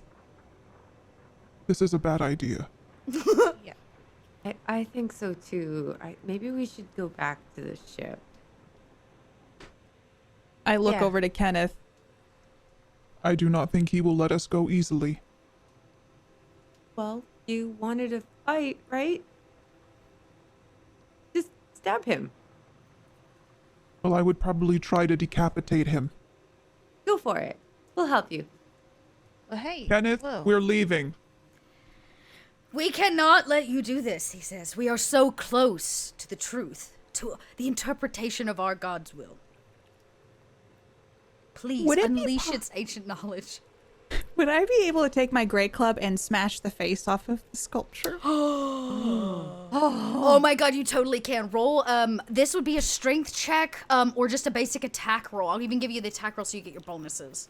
Okay, This is gonna so be I'm a mood. Oh, I'm gonna do. Oh god, I would just assume my great club because it's like a bludgeoning weapon. Perfect. Yeah. Yeah. Oh jeez, a 12. A 12. It is a stone statue. You rear back and you hit the face of this thing. It chips your nose. It chips off your nose. Oops. It You doesn't look hear- like her anymore. You go, Kenneth goes, "No, not the statue." And you can see all the cultists rise. Now, they finish eating whatever plant he's put in their mouth. Clearly not a good idea. And he says, he speaks very clearly now. Not to you, but to them, druids of the great Sigotin. Rally yourself. We must complete this ritual at another time. And a few of them rise and depart in mist. The ones that don't very quickly grab hands. Can I, since I have extra attack. Would I be able to swing back up and try to hit it again with my great club? Yes, you can. Okay. Oh my god, I can't believe you're defacing yourself. Yes! And a 16. This time, the club smashes like a whole chunk of the face off. Super Phantom of the Opera style. Like, it's this chunk of stone falls, cracks, and hits the sand at the base. Now, it does not look like your face anymore. It actually shifts back to its original form, which has now been altered, right? You've like chipped it. And you can see that it would be the face, it is the face of a dragon, right? Like kind of horns out the back of it said, hey, look, check this out. I has picture. I can has picture. Whoa. Right? And Yeah. so the head of this dragon reappears. The trident, metal stone trident, almost like grows in an organic way in stone back in his hand, as if it takes, like I said, its original form. But you've knocked the like jaw and nose off of this ancient statue of Sigoten, the Lord of the Ocean. You hear the druids now chanting, the ones of them that are left, Kenneth at the center, and a buzzing begins to come out of the trees and the brush, and the bushes and the brush. That's what I was trying to say. You hear the sound of swarms of insects headed your direction, while the clouds roll in overhead and a storm begins to brew. Kenneth reaches his hand out at the statue as if to take a look at it just one more time. Just one more time. And then he turns, now his face kind of grimaced and his brow furrowed, and he points right at Gold, and he says, I will have that pearl. And he calls forth from the lagoon. First, a curved tail with a hook at the end, but it rises, a water scorpion, as the bugs emerge from the tree line, and the rest of the druids, including Kenneth, vanish in a misty step. We will go into initiative here at the end of the night with 2 swarms of insects that come out of the woods and this giant water scorpion. Roll up initiative, y'all. Oh. Well, at least now there's something for you to fight. Cold bugs. These people are weak. And I'll draw up my my great axe over my shoulder. Nice. Yeah, the swarm of insects kind of, they feel like they're kind of coming from everywhere the way locusts might, but these are moths and butterflies and like tropical beetles of bright colors and like weird stuff. So, there's that. Our water scorpion is also, it rises. It's quite a sight to behold. It is, of course, blue or kind of like a teal color. I wonder if I can show it to you. Yes. It has kind of red ends the way a crab might. It actually looks somewhere between a scorpion and like a crab, but I'll show this to y'all. Here in Roll20. There he is. Whoa. Oh, super. Yeah, it kind of comes out with these very long mandibles and kind of chitters as they reach for you. It will also roll initiative. So our order, our order is going to go. I did so poorly on my roll. It will be the giant water scorpion first, followed by the swarm of insects, followed by Palu, Pasha, and Gold. This giant water scorpion rises following the command of Kenneth, his face the last to like disappear into a foggy mist. As big clouds rolling overhead, you hear the sound of thunder. Thank you for that, host, Young at Heart. All right. I'm sorry. He's going to definitely attack you because, or Palu, because you took off the face of an ancient statue of the water god. So it reaches out, makes 2 claw attacks. Great. It's going to, its kind of mandible claws reach out to attack you. It's going to do it twice. And it's going to attempt to grapple you because why wouldn't it? I will need you to roll against its grapple here in just a second. Does a 16 hit? It does. Say a 16 hits, but the 9 doesn't. No. Perfect. So you won't take. Does that roll my damage? Yeah, 8 piercing.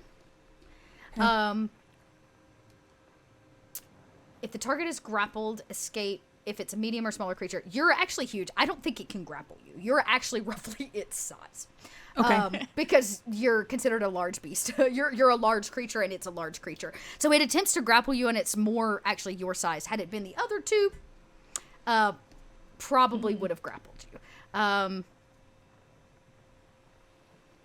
so go ahead and take that 8 piercing. Yeah, it can't do it. It can't do it till it grapples you. So it uses its turn. The insects come out of the forest from everywhere. You hear that like of just swarms of them. Their wings flapping. The first one is just gonna fly at Gold because you have the pearl. Yeah. You have the pearl. Great. Okay, great. So it's going to attack at a 20 to hit. Yeah. I'm rolling It's this the really armor well. class, isn't it? So. Yeah, so 7 piercing damage as these bugs begin to like bite through your fur and they nibble on your little tabaxi beans. As they like mosquitoes bite you and flies fly in your ears, and you can feel them attempting to lift the pearl out of your pocket Okay. as if they were to fly away with it. Outrageous. Outrageous. The second Mind swarm will go for Pasha. Second swarm goes for Pasha. Same thing. They're just going to do a bite attack. At a 6, unfortunately. So maybe it's your shell. But you can hear them like bugs on a windshield. Ding, ding, ding, ding, ding, on your shell. You're bouncing right off me. Yeah, exactly. They're still really annoying. It is now your turn, Pasha. I'm going to cast Decay on them. Nice. Yeah. You see Pasha just be like, oh, these things are so annoying, and suddenly just her like super bright skin turns kind of darker and her eyes get darker and there's this like darkness around her and she's like, go away, and she casts Decay on them. Oh yeah, that will hit for sure. Roll your damage. Oops. Yeah, necrotic damage. Well done. Yeah, 10 points. You can see some of the larger ones, like the real creepy crawlies, the like beetles and the kind of large ones begin to just like disintegrate. They just kind of dry up with necrotic energy and fall to the ground, and you can hear their little shells tinking on rock and sand and maybe plunking into the water nearby. That swarm like does not like that. It kind of loops up as a swarm, and it's going to loop back around again, Pasha, to make an attack on their next turn. That makes it Paulu, I believe, was next. Did I get that right? Paulu. Oh, I got those I know I'm backwards, last. actually. I know I'm last. I'll have to switch those, but yes, great. So Paulu, it is your turn. Okay, so I'm gonna take my great axe and okay, I've never used rage before, so I kind of would like to go into rage. Okay, yeah, you're probably pretty upset. Yeah. I'm mad about my statue not being what I thought it was gonna be. Let's my followers talk kind about of what sucked. your rage looks like. Okay. What do you look like when you rage as a giant Goliath barbarian? It's like I start to tremble and just like the veins in my body start to pop and you can see the dark like red and bluish veins just start pulsating on my face, and it's like did her eyes turn kind of red? And it looks like my eyes have blacked out but with a dark red, and just like starts making like just and grabs the great axe and runs at this water scorpion and tries to swing to knock off its arms. You're going for the scorpion. All right, so you will gain your bonus to the damage roll. So whatever it is on your barbarian like level on that chart, you increase by whatever it is. So go ahead and make your attack. Okay, and can I still do my double attack because I've leveled that up as well? Yes, absolutely. So you'll get both Okay. attacks. I believe only one of them gets rage, but I could be wrong about that. On your Okay. turn, you can enter a rage, so you did it as a bonus action. 16 and a 10. And you're attacking the The scorpion. The sea scorpion. Yeah, Yeah. the sea scorpion. The 16 hits, the 10 does not. Okay. 10 slashing. Plus your rage, which I believe is an extra how much? I'm gonna attack the hostile creature. Yes.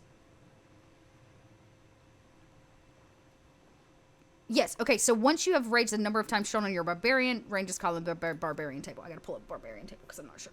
I think, because you're what level? We are level could be. 6. 6, so I think it's 3 off the top of my head, but you would get a bonus to that for sure. And you kind of hack through one of the mandibles about halfway through, and you can see this its inner fluids begin to kind of pour out. You kind of hurt the limb. It kind of dangles in a way. Okay. So would I roll a... Do I roll... What should I roll for this? Sorry that this is the No, first you time already I'm did. doing So this. you rolled your great axe, you hit. The second one Okay. didn't hit, and your rage adds to the damage you do to it. Okay. I believe, is how that works. So you would add, I don't have the table at hand, so I'm going to add you are level 6, so you should get, I'm going to add 6 points off the top of my head because Okay. that's the easy thing to do. So you actually do 16 points of damage against the creature. Okay. Yep. And it kind of comes down in its arms, like hanging in it, like it rages backwards from your rage. I don't have my. I just moved, so I have none of my books on me to like open up the player's handbook. Rage is a bonus. When raging, gain the following benefits. Yes, great. Don't forget if it does attempt to grapple you, you gain advantage on your strength checks while you're in rage as well. Okay. So to like break the grapple, which will be a strength check. So just note. It's a 2. Thank you. Thank you, chat, for knowing when I do not. Great. So it kind of rears back. It does not like that, though it is not dead yet. It's not dead yet. Okay. I got a table. I'll post it in the Discord. Perfect. Thank you. That is helpful. That makes it Gold's turn. Gold, you see Paulu kind of almost literally arm in arm with this scorpion. Pasha has disintegrated some of these swarms of insects, and you have one that's kind of like buzzing all over you, biting your tabaxi fur. If I do poison spray, will it injure me too? Oh, good question, because it's a swarm of insects. Let me double check. I can post the info thing if you want the description. Yeah, go ahead and post the spell. I don't think so. Because it says it's a puff of noxious gas. So I I'm would like, think that it's your spell. okay. So I'm going to give that to you, that it wouldn't necessarily hurt you. So everything within, so basically you're kind of targeting the swarm. And it does look like you're good on that poison damage because they are not immune to being poisoned. Okay. And it'd be, so I'll hit that, and then if it hits, it'll be a 2d12. Great. So they're going to get a constitution save for this. How did I get Right. 2 1s? You did get 2 1s on that poison spray. That's okay. So let's, they're going to roll a con save, which they're not very good at. They did meet it. So you kind of see it, the noxious cloud goes off, and all the swarm does is like fly away from you. So they're not on you anymore. They actually have to like dissipate. It's like a citronella candle. they like leave your radius basically. As they kind of, and you hear them like away from you. They're doing the same thing they're doing to Pasha. It's like they're recollecting as if they're going to make another loop around. Now, I didn't ask any of you, did any of you want to move anywhere or go, because you all had movement, but you didn't, you took action but no movement. Does anybody want to move on your turn? I'm fine. Where? Yeah. Perfect. We loop back around to the top. The scorpion does not like the fact that you are trying to break its leg off at all. So it's going to try again with a claw attack at a 15 to hit. It does hit. Okay. Oh, and a 20 to hit. Okay. Okay. Since it hit both times, it is going to try to grapple you. So it's going to make a strength check, and you're going to make an opposing strength check with advantage. Because With you're in rage, I do have resistance to piercing. Great. So resistance. So it would be Would it resistance be times half? half.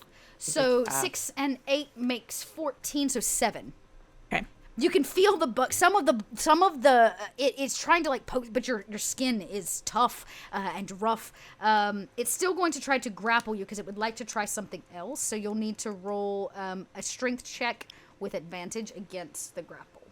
Okay. Man, Hope I didn't hit advantage. that's okay. Roll one more time. Okay. Oh.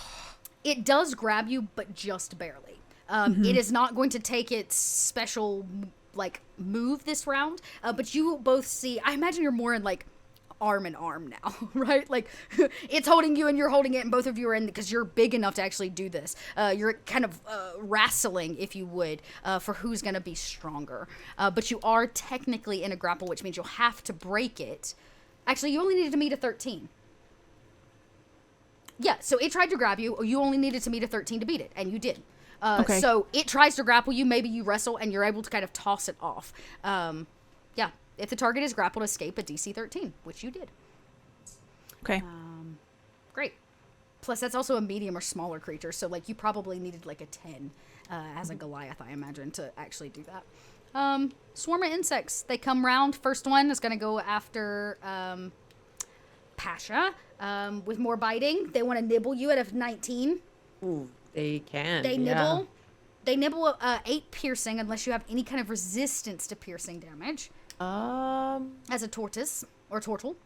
I have natural armor. I don't know what that means exactly. Oh, interesting. So that actually gives me it's still, they can still nibble. They can still nibble, and they do. Yeah. They realize that they're going to have to go in the shell. And you end up with part of the swarm nibbling your turtle, like, soft parts inside of your shell, yeah. And they're like buzzing around. So you'll take 8 piercing damage. The second one loops back around, tries to get around the noxious gas that's in Gold's like space, and will make an attack as well. One target, swarm has half. Yeah. Oh no, a nat 20. Yo, I'm getting all the good rolls. 10 and 13 makes 23 points of piercing damage unless you have a reaction to negate it. I don't think so. A reactionary spell? Okay. Yeah, so 23 points of damage, and you feel them lift the pearl from your pouch. Okay. It kind of like takes flight as the bugs are like trying to group carry it away. That does actually make it Paulu's turn because I got those backwards. Paulu, Pasha, Gold. Okay. I'm focused on the sea scorpion, so I'm gonna try to keep fighting this, especially since it's trying to grapple me, and swing at it again with my great axe. Okay. 23 Yes. and 17. Oh, yes. You get both of them with a +2 to each, so... okay.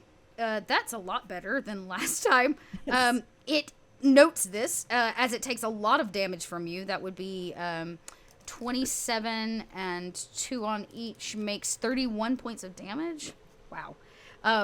This time you do manage to kind of slice through a whole leg, and you actually do some like bodily damage to its like underside, where it's got, you know, kind of a tough back, and it starts to bleed out into the water around you, and it actually kind of steps backwards away from you, a little concerned now. Okay, I'm gonna call back over to Gold and Pasha. Are you two okay back there? It stole my pearl. They got the pearl. I think Gold is a little hurt. I'm okay. There's just annoying things inside my shell. I would make a note of that and get ready to pivot. Hopefully, I'm gonna step back from the scorpion a little bit and kind of position myself between everything. Yep. Usually I give it an attack of opportunity, but that was a lot of damage you just did to it. Like, it actually stepped back as well, so. Okay. Yeah, you're gonna get ready to go after the pearl, you said? I think I want to position myself that I can either go after the pearl or handle the scorpion, so kind of get a lay of the land. Yeah. As you kind of step back, you see the swarm that's leaving Gold is actually leaving Gold.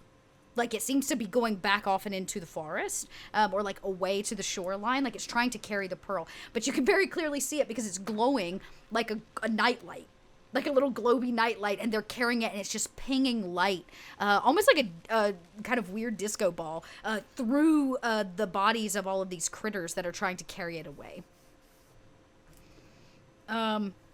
Pasha, it is your turn. I think I would say to Golden, like, should I attack them or heal you? Are you okay?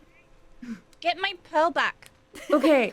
So then I would cast Decay again on the swarm that's carrying the pearl away. Nice. Okay, on the swarm that's carrying the pearl away. Okay, that is a different one. Or that's trying to carry the pearl that's away. trying to. Yeah, it's again, it's like bugs trying to carry a really dense object, but they're doing a pretty doggone good job. You only need a 12 to hit them, so an 11. No. Y'all. The spell does not hit then. You cast it out, and you can see that they depart to like negate the magic, but they drop the pearl in the sand. Oh. Boink. It's now like it's like glowing, and it's like letting off all this light, and you can see the swarm's gonna loop back down, but they do drop it to negate the attack. Mm-hmm. I think I would be like, the pearl, it's on the ground now. How far away from us is it? They would have moved on their turn. The swarm can only 20 feet max. Okay. So you could get there if you wanted to try to scoop it back up. Yeah, I wanna run and get it. But Great. I was thinking about Expeditious Retreat. Oh, tell us about Expeditious Retreat. It is a bonus action. It allows you Great. to move at an incredible pace when you cast a spell, and then use a bonus action each of your turns until the spell ends. You can take the dash action. Oh, okay. So basically, the dash action is doubling your speed, but you don't have to use dash. And you get to use it as a bonus action. That's freaking cool. So I was okay. going to attack them and then use that, but I think I kind of want to grab get the the pearl. pearl. Yeah. Yeah. No problem then. With that spell cast on yourself, right? So each round now you'll get the bonus action of dash basically, and you have no issue scooping up the pearl. You move so fast. Okay, great. And the bugs have pissed me off, so can I hit them? Absolutely. With my because main that was just a action? bonus action. Yeah. Yeah. So, Ray of Sickness, because apparently poison spray didn't work. And Hey, that was an hits. 18. On a hit, it takes 2d8 poison damage and must make a Constitution saving throw. Ooh. Okay. I'm gonna share the description here so I can see it. Ray of Thank you, Sickness, sorry. Greenish, make a ranged spell attack. No, you're good. Take a D8. Poison must make a so it's just gonna stay in a poison state. Okay, great. Yeah. If you click Ray of Sickness in the chat, it should roll your damage for you. And then it's got to make a con save. Not I good. will roll that at level 1, I think.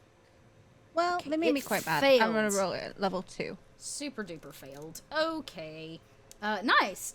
So 5 poison and 9 poison. So 14 points because it failed the con save. So 14 additional points. Would you like to describe this swarm dying? How you poison them to oblivion? Yes, I would. So it's described as a ray of a sickening greenish energy, but I do imagine it's kind of similar to Pasha's green, Yeah. but it's not. It's like bubbles in the air. Oh, It's like yeah. a murkiness, like a tar pit Ooh. bubble. It's gross. Yeah, and they probably stick to it. That's gross. They're sticking and they drop, and it's like just dissipating into more. Yeah, and goo it just in the floor. Yeah, blink, and it's done. You hold the pearl, still ringing in your hand. There's one swarm of insects still left, and the scorpion, but the pearl is back in your possession. Gold, it is in your hand. Okay, we're happy. I This- got it. Yeah. Maybe you hold it up. The light embers out. It passes through these tropical trees. You can see it's now night. The stars shine in the sky. And the scorpion will make one more attack on our dear Palu before it tries something else. Great. Gosh, a 20 and a 22. Both those hit? Yep. I'm just killing it with rolls today. Okay, so 11 piercing damage. It goes to grapple you, but the thunder in the sky, lightning, crashes down nearby, striking a tree. Maybe on the other side of this kind of small island. You can hear the shore getting really choppy. Yeah, and the scorpion actually stops its grapple, and like, I guess it can turn its head. It like looks towards the shoreline. If it could show fear in its eyes, it would. Okay. So I have resistance to piercing, so I take half. So you right? take half, so 11 rounded down would be 5. Okay, and so it starts to grapple me, and then it looks outward. Yeah, it like stops its turn to like note something after the thunder like cracks near the shoreline, like where you came in. Okay. I want to look out and see what it's looking at. You could roll a perception to see if you can, because it is like through some dense forest. Maybe you can hear or see what it sees. Oh God, a 9. You know what? You are a seafarer, yes? Mm-hmm. I will give you advantage on this check. This is important. Okay. 18. There's clearly, first off, you sailed here. There was no storm brewing when you arrived. 1, this storm rolled in out of nowhere. 2, you hear a very strange sound after the lightning like cracks a tree. It's almost an empty sound, as if the shore is not crashing anymore. This usually only happens when the sea is being pulled out and is going to be washed back in, as if a large tidal wave may be headed your direction. God. I'm gonna turn to the other two. I believe we need to leave now. Oh, okay. Can we run? I would. Technically, it is the insect's turn, but like you hear that the insects, well, they're almost dead anyways. They still want. They have no intelligence. They still want that pearl. That was what they were. So they are gonna go after gold. But they are less than half HP. So they fail. They swoop down, and the rain starts to pour. And as it does, you can see it's like pinging the bodies of these large insects out of the sky on all of you. Now it is your turn, and you can absolutely run. You can choose to run. Gold is much faster than everybody, obviously, with this crazy dash action. I do not want to get a tidal wave. I No. don't want to get, need to get away from the rain, need to get away from the water. Yeah. Like, we're zooming in Yeah. land. I am not fast, but I'm going as fast as I can. Yeah. Turtle's like, come on. And you run towards the shoreline, and you can hear it again. The storm cracks. Another piece of lightning. A tree actually falls this time. For superstitious folk, one might say that one of the gods is angry. What? Did we run past the rocks that Gold was looking at earlier? Great Because I do want to knock question. them over. Oh, on good. You will have to run past them, and you're first. So as you jump or you go past them, you can easily knock one of them like out of the ritual. I imagine like I've run past and I'm like, wait a minute, and then run back. Like, Yeah, you see, Pasha comes then behind you, and Palu are like running. You're ahead of them, and both of you watch as Gold knocks one or two of these rocks out of the alignment of the ritual space. And as it does, you can see it on the horizon. A massive tidal wave is rushing in from the shoreline to wash over this island. And I'm guessing you're boat bound. Yeah, I would just be, There's something really bad coming. Get on the boat. Let's get on the boat. I guess and I'd be trying to get him on the boat, and then I'm gonna just like Start row. Yeah, I'm row. gonna give you an athletics check with advantage, or at least with your proficiency bonus because water vehicles. Okay. 26. Oh, yeah. Even You're without like, advantage. And you're basically trying to beat the tidal wave to the boat. Okay. I'm going to say all of you make it just in time as this big wave starts coming in. It is going to wash over you. It's going to wash over this island. Everything in this area. Tsunami, if you would. And you're all climbing up the ladder, leaving behind this cultist rowboat boat or whatever's going on. And as you hit the deck of your ship, you see Tide standing next to a humanoid. Unsure if it's Genasi or not, but they seem of the sea. He wears very little. He's got a actual net, a small net bag that hangs from his waist that is full of fish. A large hook on the opposite, like a big hook, on the opposite hip. He does not wear a shirt. His skin is gray and bluish, and his beard is made of dreadlocks that like stand on end. He's barefoot, though his feet are not webbed. And he smiles at all of you, and you watch as he brings a hand forward, and the tidal wave washes over you. It splits for your vessel, passes, and hits the island, and the water washes through where the rocks released the kind of ritualistic circle, and tears the island to pieces. Your ship kind of billows and rocks, really roughly. He does not have to hold on to anything. His sea legs are obviously very good. And in the silence, as the wave finishes and washes over this island, leaves behind less than was there before. And the waves pull back out. This storm kind of parts. The lightning stops. The thunder rolls one last time off and into the horizon. He speaks to all of you in a very deep voice, as if he's actually underwater, kind of like bubbles. And he says, I am Nethys, the true god of the sea. It's so nice to meet you. And we're going to stop there until next week. With the original king, he calls himself the king of the sea, standing on board your vessel. He is interested in something. I guess we'll find out what next week. Looks like y'all are caught between some god stuff. How'd you manage that? Gods hang out around us. We're just cool like that. Little cliffhanger. Little cliffhanger as we wait until next week to see what this gentleman, we'll call him, could possibly want. My buttons. Yeah, buttons. He's definitely here for the buttons. Definitely not the pearl. Or shenanigans. Let's go around. We'll go backwards this time. That'll put Tash up first. Hi, I'm Tash. Thank you so much for watching, everyone. I do a lot of variety content, miniature painting, tabletop role-playing games, survival simulator, like community management games. I love those. Get like no life those.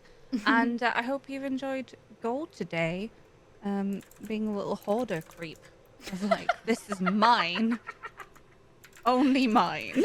My Don't care if it's meant to be Palu's. It is mine. Yeah. Didn't want it before, but now everyone else wants it. Very nice. There's a link in chat. Go follow Tash and make sure to support her streams. Yeah. Roping around. Tess, you're in the middle again. There's only 3 of you tonight, so it's kind of weird. Fair. Hi, I'm Tess. Tessica, Tess Games on Twitter and Instagram. And I stream a lot of Borderlands, and I'm currently playing Demon Souls, which I love. So you'll see that on Saturday on my stream. I also do Friday. And also I run a lot and talk about it way too much. And I also am obsessed with cats. Yeah, that's me. Hey! Yeah, I'm a bit obsessed with cats too. I'm actually surprised mine hasn't bothered me. It's dinner time. This happens right over dinner time, so I'm sure that I'm in trouble, y'all. No. I'm super duper in trouble right now. Awesome. And last but certainly not least, the one who angers the gods. It's a problem. Hi, I'm Katie Peters Plays. I played Paulo for you today and defaced my own statue, but it felt necessary. So it was lovely getting to play with this crew today, and I'm excited to see what other damage we can leave behind us going forward. But in the meantime, come hang out with me on my channel at Katie Peters Plays. I'm playing a lot of Minecraft because I never played it. And now I'm obsessed. And we have a community server, and Everybody's being super Oh. creative, so it's been a lot of fun. But That's fun. Yeah. Very nice. Well, here we are. Into the show. Next week, same Kobold time, same Kobold channel, y'all. We'll be back to find out what's happening with them, what's going on, which is pretty exciting. And we'll have some big announcements next week, so make sure you join us for those. We're going to be launching our next Kickstarter here for Kobold Press, which is a pretty big deal. And y'all, I've been hyped about some Kobold Press books before, but this... Oh boy, I'm so stoked. I'm really excited for this one because I think this is the book for players, not GMs. This is a book for players. So for all you players out there who are like, man, another monster manual just a way for my GM to mess me up. Now you can be like, wait for me to mess my GM up. So here we are. There's the pitch. We'll be actually able to announce it literally next Wednesday. Our owner, Wolfgang, the great Wolfgang, and our editor, Megan, are going to come on and spill all of the beans and tell us all of the stuff about our upcoming Kickstarter. So hold tight. Big things in the works. And right now, because we closed out Scarlet Citadel last night, this is the current show that's running on the channel. So keep an eye out. We've got some extra stuff coming, but if you want to catch up on Scarlet Citadel or Course of the Shadow Fae, we're updating over on the YouTube. So go check us out, Kobold Press, over on YouTube to get caught up on all the mini shenanigans. I'm Dot. Thanks for being here tonight, everyone. I'm your resident Kobold Twitch producer, and, you know, when I'm not here, I'm out there somewhere rolling dice and telling stories. So here we are. And actually, as of today, I resigned from my full-time job, so I'm doing this full-time now. I'm streaming full-time. I ripped the Band-Aid off, so here we are. It's a pretty celebratory day. Thank you all so much for being here to celebrate with me, and we will see you all next week right here on Kobold Press. Thanks so much for being here. I don't know. Don't do anything Paulu wouldn't do. yes. Great life advice. Bye, everybody.